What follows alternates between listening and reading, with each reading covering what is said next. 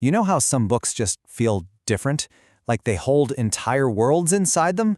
Well, today we're diving into one of those. It's a book full of stories that kind of push the boundaries of what we think is possible.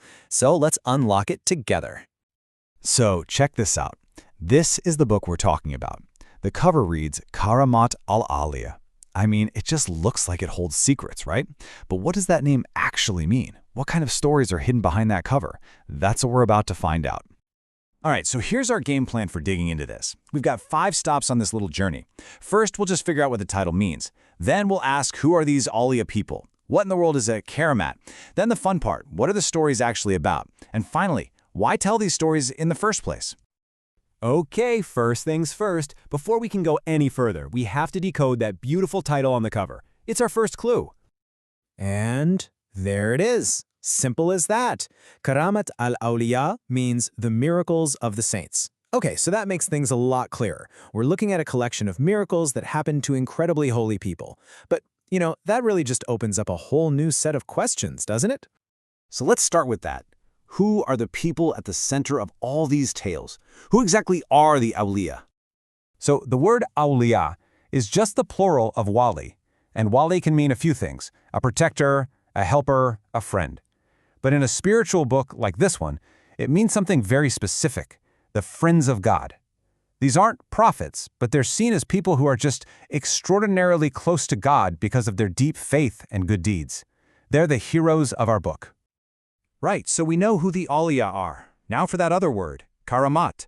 If the Awliya are the heroes, then the Karamat are the incredible things they do. So what's the deal with them?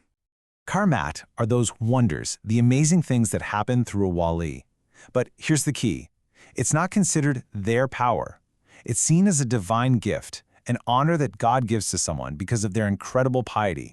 And this is where it gets really interesting. In Islamic belief, there's a big clear line between a saint's wonder, which is a karama, and a prophet's miracle, a mujiza. Think of it this way. A prophet's miracle is for the public. It's a sign to prove their mission, often to challenge people who don't believe. But a saint's wonder, that's more of a private thing. It's an honor, a gift, not a public challenge. That distinction is so important for understanding these stories. Okay, so we've got the terms down, we understand the context. Now for the really fun part.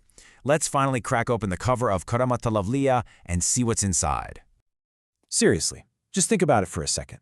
A book dedicated to divine wonders happening to incredibly devout people. What kind of wild stories do you think would fill these pages? So the stories in here are just wow. We're talking about things like knowing the unseen, having control over nature, food appearing out of nowhere. Let me tell you about one that really gets me.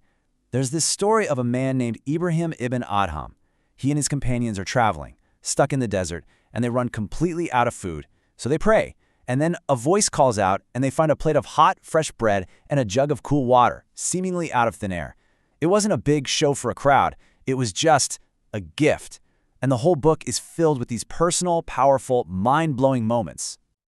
So you have this amazing collection of stories. But that brings up a bigger question. Beyond just being incredible tales, what was the point? Why did these stories matter so much to people? Yeah, I mean, it's easy to just look at them as cool, fascinating anecdotes. But were they just for entertainment? Or was there a much, much deeper reason for sharing them? It turns out these stories had a job to do. 4 jobs, really. First, they were meant to show God's absolute power, that the laws of nature are under His command. Second, it was a way to honor a person's deep faith. For the community listening, these stories were meant to strengthen their own belief. And finally, they were supposed to be an inspiration, to make others want to live a more righteous life. And this, right here, is the biggest takeaway. A karama isn't like a certificate that proves someone's a saint. It's seen as the natural fruit that grows from the tree of sincere faith. The focus isn't on the person who did the miracle, but on the piety that made the miracle possible in the first place. And that kind of leaves us with a really fascinating thought to chew on. This book is full of stories from centuries ago, but the ideas inside it, faith, devotion, divine grace, those are timeless. It makes you wonder, in our own modern world, where might we see the extraordinary happening in the lives of good, devout people today? What would those stories even look like?